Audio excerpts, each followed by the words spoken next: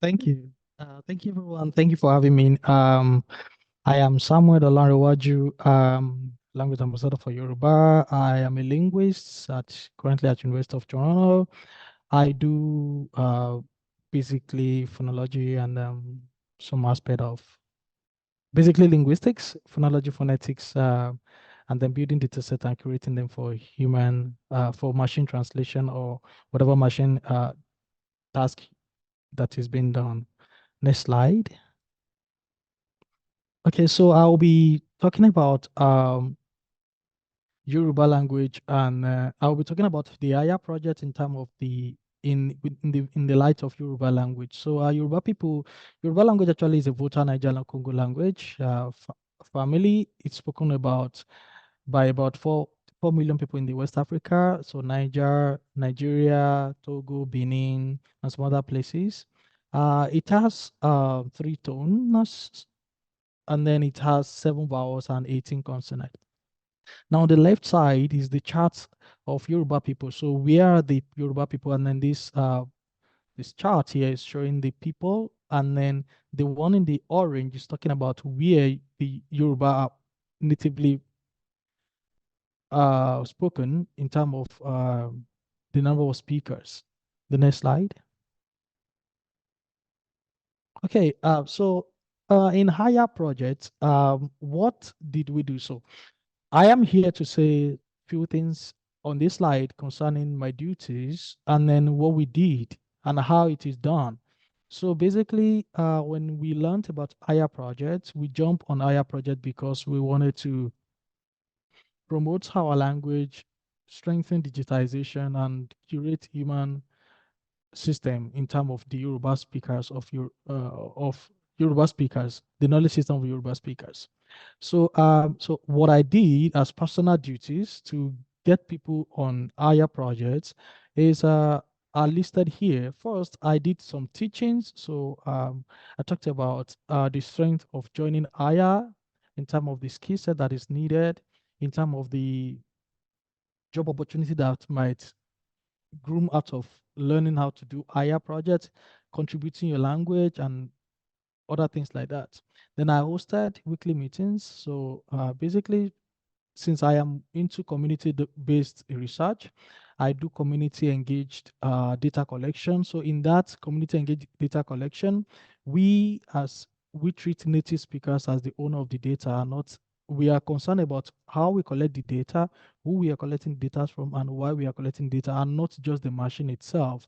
So we are interested in being a community and building data sets from the community. So I connected with the WhatsApp group. The WhatsApp group is called Linguistic Circle, where we have people from outside, basically mainly Nigerians, but of course we have people from outside Nigeria to the part of the group, and we discuss about the prospect of linguistics and some other things about our languages, and we learn about other people's languages.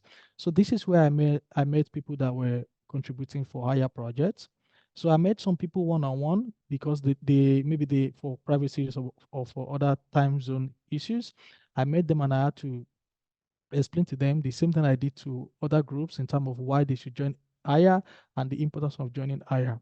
So one primary thing I want to point out is teaching people how to use keyboard. So because many of the orthography system of Yoruba languages, the Yoruba language is not English language, right? So we have to devise a means of writing it in a standard manner. Now, we have seen that there are many data sets out there that claim to be Nigerian Yoruba data sets that are not actually clean enough. Apart from the fact that they are not representing the language, they don't to mark, neither do they use the standard orthography. We want to avoid this. So that is why I have to make it a duty to teach people how to use the keyboard, to use the right diacritics on right tone and in the right subdots on each alphabet that has them. Next slide. So what were the contribution strategies that we used? So before I go into the linguistic part, that's what are the linguistic view of this Aya project in terms of Yoruba language. So what are the contribution strategies that we devised in our group? So as I said earlier on, I'm a community engaged dataset curator, annotator, and developer.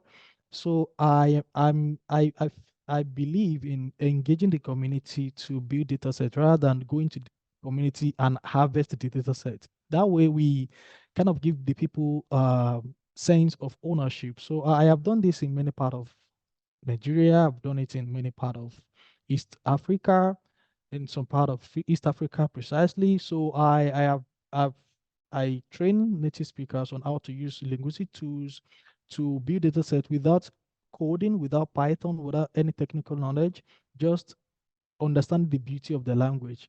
Now, using this approach from the linguistic point of view, I used community engagement. So as I said earlier on, I have a WhatsApp group like where we just talk about language. What is the beauty of our language? What are the data sets released? Is it representing our language? Can we evaluate it and stuff like that? So that was what I used for the well, that's one strategy I used in contribution. I encourage the members. So at some point, I had this fluctuation. So some people want to join higher. When I explain to them, they feel energetic. At some point, it's as if it is slowing down. So what I did was, okay, sometimes when I try to check their contribution and I see that someone that was contributing maybe 200 per day is now doing one or two, I try to reach out to them and try to talk to them. Okay, why are you not contributing? What is really going on? Are you having challenges? Some said that the keyboard that we set up has gone. The setup, because we use Microsoft to set up, we use shortkey in Microsoft to set the tone and the diacritic marks. So some say it has gone. So I have to go over the training again. So now, because I know that Aya project is more like a way to learn on site prompt engineering. So I had some meetings on skill opportunities. So if you are contributing to Aya, we are not particular about Aya, we are particular about you. So because Aya, we see it as an avenue for us to grow as a community, and an avenue for us to actually have an hands-on training skill set. So as a community that I was building, we were learning alongside, okay, what is this term called? And being an experienced prompt engineer, I taught them, I explained to the best of another, and I heard that some people has actually got some skill set and some jobs out of this. Next slide. Okay, so what are the linguistic challenges? So what did we face? So these linguistic challenges might not be the same for other languages. So I'm speaking basically from Yoruba language. All right, we have the tonal problems, we have the critical problems, then we have challenges concerning the contribution, then we have inadequate tools to work. So now I will be talking on each of these challenges, like two or three of them, and then explain others in general. Next slide. Okay, so diacritical challenges. So what are the diacritics challenges that we have while we are contributing? So if you have been observing many data set, and I mean, when I say many, I'm talking about whatever company you might have think of that we have evaluated on Kaggle, you will notice that there are many times that they just write the words without the tone marks, without the diacritical marks. If you look at the first symbolic representation that we have here, we have the or, which is owo. So owo is o in English with a dot underneath. If you write owo without, even with the toe mark without the dot under it, it means morning. Whereas what you wanted to write is owo, which is hand. So if you write owo without the dot, you are simply writing another thing entirely, even if you to mark it correctly. Worst still, they won't even to mark the data set. So if you write owo, OWO, it makes no meaning to any native speaker. If you write owo and you didn't to mark it, you write owo. So if you to mark it and you don't put the dot, owo is respect. Owo, that's the one without the dot, is job, profession. It doesn't mean respect. So if you put this in a context of and you mean respect, you don't mean respect, because we native speaker, even if you have to mark it, we time it as another word entirely. The same thing is asho. In this consonant, we have a dot under our sha. So English write it as sh. Some people actually write it in their data set as sh, which is totally wrong. It's not Yoruba. This is not what we do in Yoruba language. So asho, if you write aso, it's a different thing. If you have sha and then you have sa, it's a different thing. So sha is court and asho is clothes. Another one that we had challenges with is the air. So eja and then the dot underneath. So if you remove the dot, it doesn't even make sense. Eja, it doesn't make sense. It's not a word in Yoruba language. And it is eja simply means fish and ejo, that's 8. If you write eju without the dot, you mean snake and not 8. So you see how tricky that could be. So you must maintain the dot on the it is the letters, and you must maintain the tone on the word. Else you will be saying everything opposite of what you are saying entirely. Now, how did we notice these challenges to start with? So because Aya requires both contribution and rating of the model. So when we're rating the model, we had to give this model thumbs down for what it doesn't do right and thumbs up for what it does right. So when we see all these things that are not totally to marked or not use the right symbol, we have to give the thumbs down, then systematically put the right tones, even if the translation seem to be correct. All right. So we have issue with contraction too. So because many native speakers of Yoruba actually use contraction when when they're in fast speech, so people that are actually transcribing from audios actually transcribe the contraction, not knowing the full form of the words. So they use it without meaning. So ba omo, that's to take a child. You would see it as bomo. Now in this context, any what we see most time, even in the prompt that we generated in Aya, was like sometimes we see abuse child, insult child, take child. I mean, the meaning is so inconsistent because the full form is not there. But a native speaker can, from the translation, guess what the full form is. So we have to make it in the full form and remove the contraction. Where Omo, that's birth a child. Wemo. So this one, if you see this as I said it, wemo means to grind a child, and you can't grind a child. Wemo is to birth a child. So if you remove the tone and you didn't put the full form without tracing the translation correctly, you're gonna mismatch these forms for each other. And then mark movement. So sometimes when we have a tone mark in the word, the tone mark is different from the tone mark you get at the sentential level. So if a word is existing in isolation, there is a tone mark that is associated with it. When a word is used in a sentence, there is a tone mark associated with it. We saw that many of the sentences will carry the tone marks in the words and put it in the sentence, thereby making it less meaningful. Because, for example, as we see in tone mark challenges, if you have a child, go, that is alma. Alma is a mid tone word. Law is a mid-tone word. If you want to say it is the child that went, as in the sentence, you're going to say Omo law. So if you to mark Omo and law as mid-tone in everything, you're going to be missing the meaning of the word itself, because at this sentence level, the tone is no more mid. It is now mid, high, mid. And the high tone there is actually showing that it is the child that went, making it a sentence on its own. Next slide. Okay, so what are the tonal challenges that we had? So as I said earlier on, that Yoruba contrasts for 3 tonal level, and I have put 3 words here. We have ra, buy, ra, disappear, ra, diminish. So ra, that's ra, 3 level tones. So we can have larger words, o, owo, then owo, like owo. Now, these words are not properly to marks, as I was explaining earlier on. And then because they're not properly to marks, we couldn't guess the meaning. The only advantage we had while dealing with Aya was that we had the English gloss. So we could, from the English gloss, guess the meaning of the words. Um, Now, as I was saying about the functional tones, so we have functional tones in languages, and these tones are not lexical tones. Functional tones provide functional information, such as maybe the subject of the sentence, the tense marking, and some other things that you can think of. Tones are very powerful.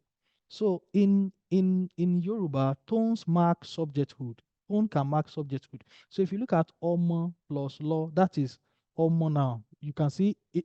By the way, mid tones are not to marked in Yoruba. It is only the high and the low tone that are to marked.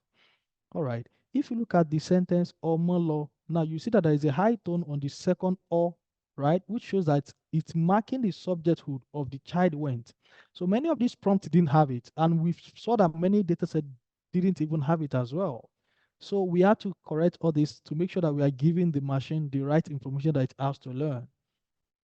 Okay, if you look at the second example, ka obi, ka obi, kobi. Now, this example here is trying to explain how if you have a, a, a noun object and that noun object becomes an object clitics. An object clitics is just a clitics. A clitics is another is a form of pronoun.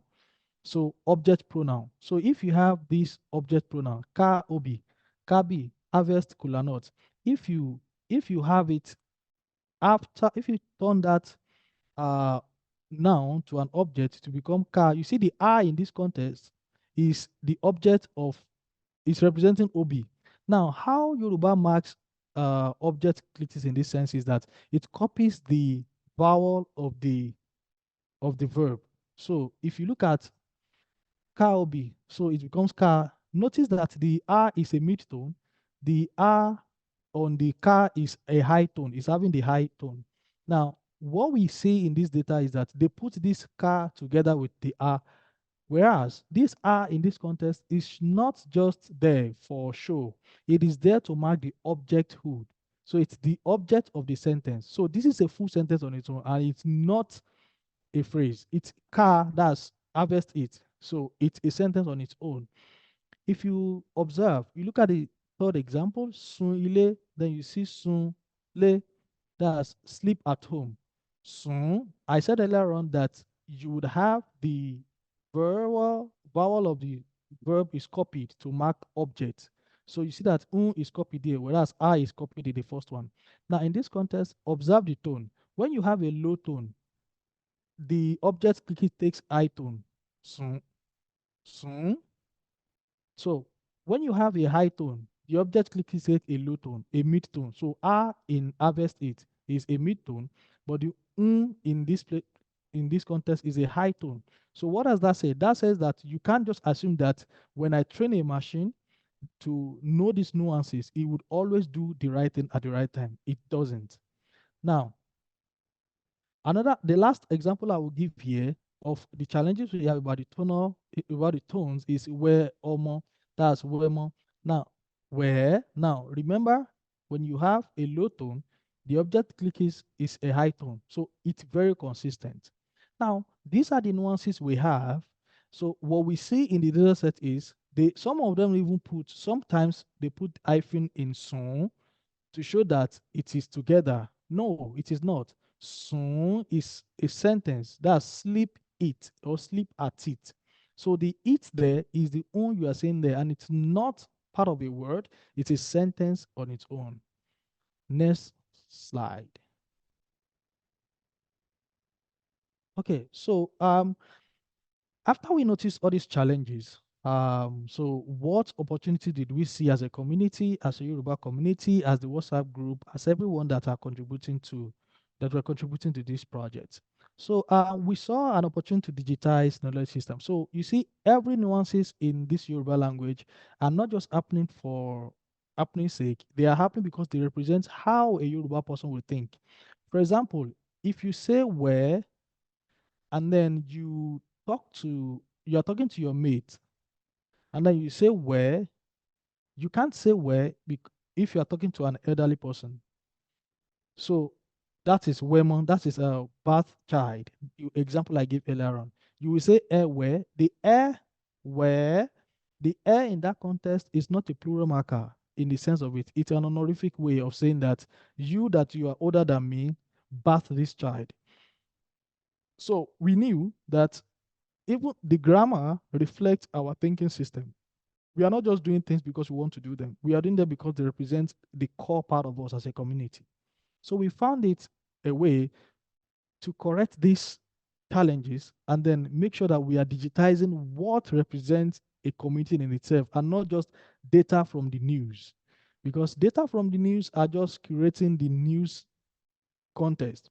News data set that you find mostly on websites are not to marked, neither are they written mostly in the right orthography. Even the ones that are written in the right sense, they don't represent the context of a natural speech. We saw it as an opportunity to support the language vitality. Language vitality talks about the base of the speakers of a language. So now, from the business point of view, which many tech companies are actually concerned about, they view supporting a language in terms of the number of, okay, what would this language give to us? But what we saw, Aya does not care about whether we have two native speakers, nor does it care about whether we have one native speakers. Aya was about representativeness, inclusion, having data set, open data set. So we felt like, okay, this is an opportunity for us to maybe put the language over there, and people that really want to learn and can learn. And then if we can get more people to learn Yoruba and know about the grammar of Yoruba language in the right sense of it, we can have more native speakers that are not native in the sense of it. We can have larger audience that know about the grammar of Yoruba. We can have sustainability. So we feel that developing Yoruba language in this sense can give sustainability to the language. I can't wait to have Yoruba written on my phone, my Android phone, my laptop. Yoruba language coming as a language option, not me trying to force the language on the technology itself. So we feel that, okay, if we have Aya, and Aya is open source with many other languages, many companies might find it an opportunity to pick the data set and build models, build machine translation system, include our language too in other languages, and then increase how much we can sustain the endangerment of Yoruba language to larger language like English. And then we can be able to sustain this without forcing it. Because imagine when you have if you have Microsoft software coming with your laptop, you are forced to use the software at least at the first time, not because you are you want to use it, but because it comes with it. So if we have Yoruba in this sense, Yoruba can be sustained. Next slide. I think that should be the last slide. Thank you so very much for your time. I do hope that I've been able to convince you that Aya is the best. Shout out to my contributors. I want to thank Moses Olayeleye, who is our top contributor. He was really, really instrumental in pulling people in doing contribution. I want to give him a special shout out. Thank you so much for giving us opportunity to be part of Aya, to represent at least from the linguistic point of view, to understand how data set works and then how to represent the right knowledge system of our language using community-based system. Thank you.